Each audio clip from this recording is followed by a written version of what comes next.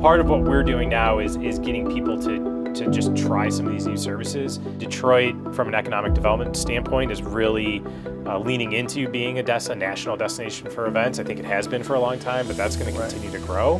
This region, at least in the last 50 to 70 years, has been built around the car. At a certain point, we need to figure out how to make that bigger investment.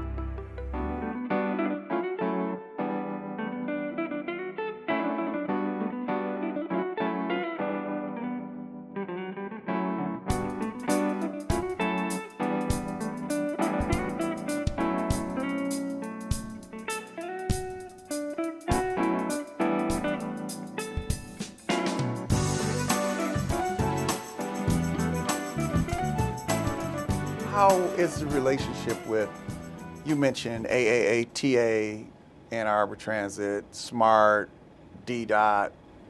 Yep. How does that? It's a really good relationship. We recognize that those providers have immense day-to-day responsibilities.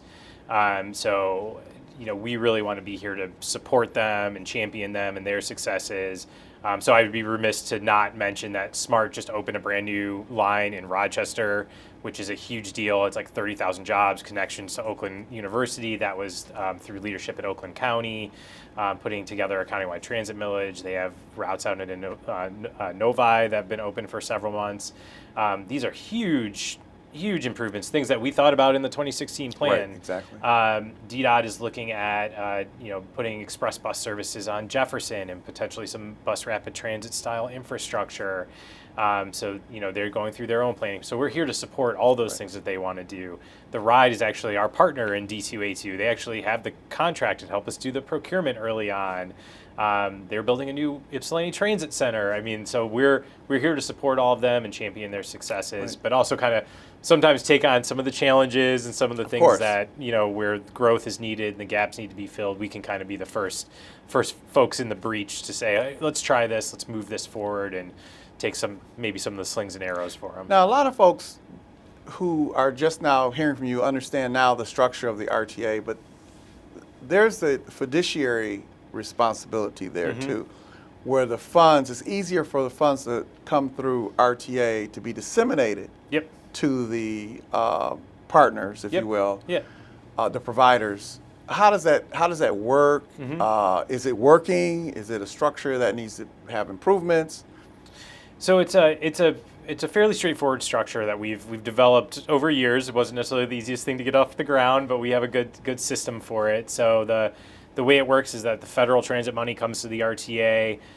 We have to split it between SMART and DDOT. One of the technicalities actually is the Ann Arbor system gets their own stream of money because they're their own urbanized area. We work with them on their capital plan, and it's pretty straightforward. Splitting it between SMART and DDOT can be challenging, but we've had a pretty good agreement where we look to try and keep the split 50-50. And we really are starting to look at what types of projects are you investing in. So are you investing in buying new buses, new facilities, maintenance programs? What are you trying to do with the money? So we can really work on being advocates to the federal government and to our elected officials at the federal level to say, hey, this is going to get new buses out on the street and new stops and new shelters and new facilities, but it's not enough. Yeah. So what can we do with you to make it more and really being able to tell that story? And, so I travel a lot, and you do too, and a lot of our viewers travel, but there are some that really don't travel as much and don't really understand or maybe can't visualize the fact that if you go to New York or you go to Chicago, you go to Seattle and other places, Phoenix, that the regional transportation is huge. Yep.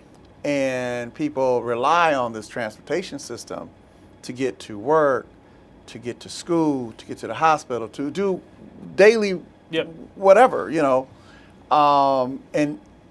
I guess your vision, your goal is to get to that point sooner than later. Yep. Because young people aren't buying cars. No, I know. Yeah. And who wants to spend, $3.85 a gallon for gas? Not to mention insurance costs. Oh, don't mention insurance. Let's not. Yeah. Okay. But Detroit and Michigan are the highest insurance costs in the nation for car insurance. I know we're doing a good job fixing trying. we're trying to fix the roads out there, but there's potholes everywhere. You know, it's Right. hard to maintain a car. It's well over $10,000 a year, probably. So, well, how do we get there? How do we explain to our citizens and our residents Yeah. that we need to get there sooner than later? How do we do you- pound that out there? Yeah, I mean, I think that, you know, part of what we're doing now is getting people to just try some of these new services. But I really think things like the draft is an incredibly catalytic. Which we were undercounted, by the way. Oh. There's no way in the world there's only 750, Oh, I'm sure, yeah. 770, Yeah.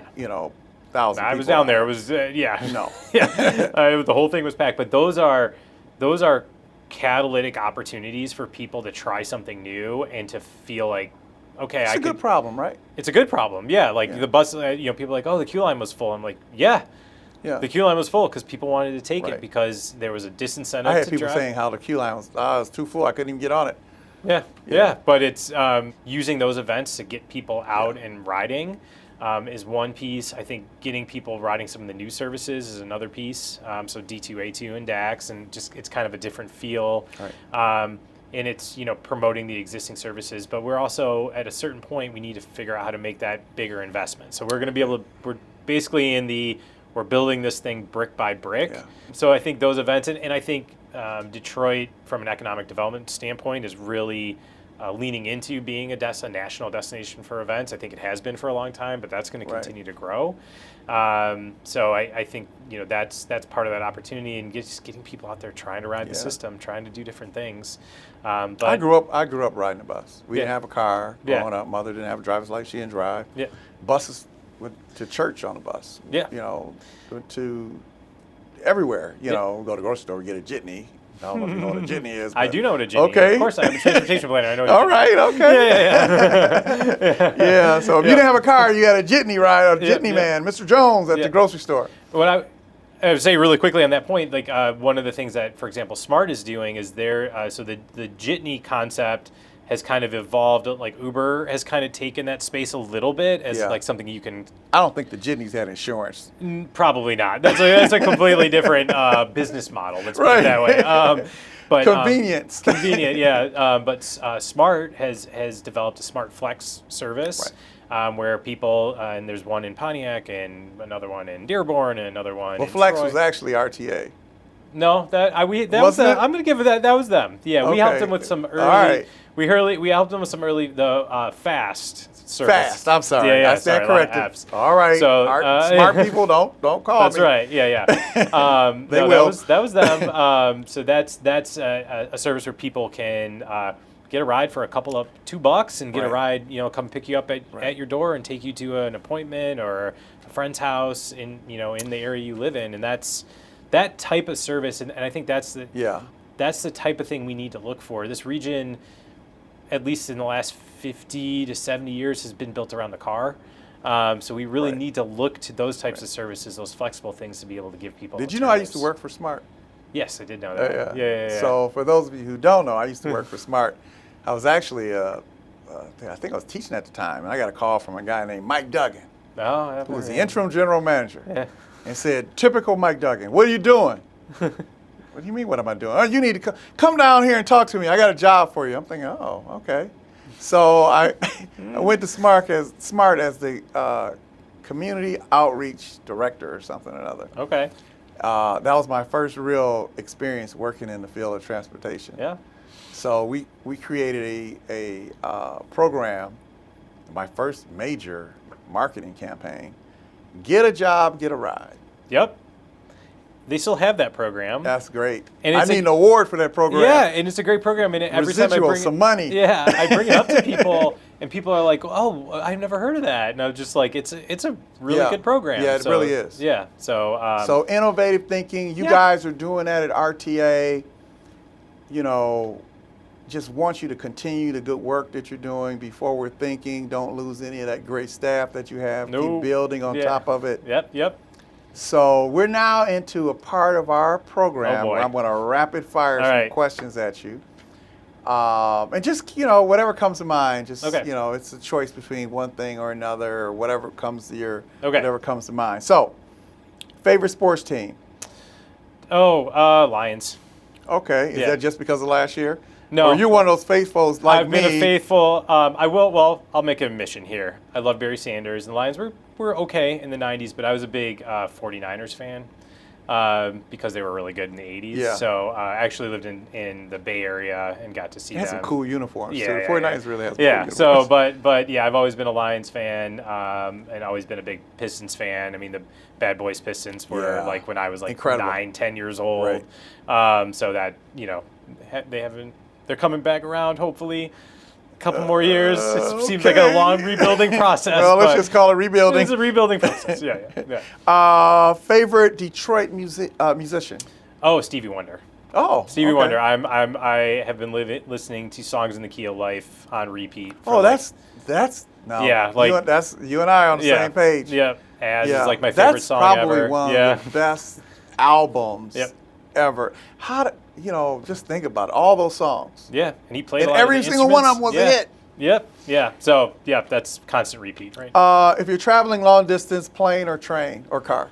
Okay. Or bus. It would be very on brand for me to say train, right? Of course. Well, not really. But it's got to be a plane. I got kids. Yeah. Like you got to get them. You got to get there. There's definitely not the car. Yeah. That's. We drove to Nashville a year ago. It was like 9 hours. No. We were like, nah. That's it. Yeah. I'm a 4-hour guy. Man. Yeah, 4. I'll do Mackinac Yep. every now and then, but if it's over 4, I Yeah. can't. I'll fly me to Chicago. Yeah. I can't do it. Yeah. Yeah. Favorite vacation spot? I'm a big beach vacation, beach and pool. So we went to Cancun 2 years ago, and it was like the full all in, swim up bar. I need a vacation, not a trip. And not a staycation. That's right, not a staycation, not a trip. I got to bring hiking. I used to be like, let's go hike, let's go backpack. Right, and now I'm right. like, no, I need very calm. So Okay. that's my favorite. Favorite restaurant?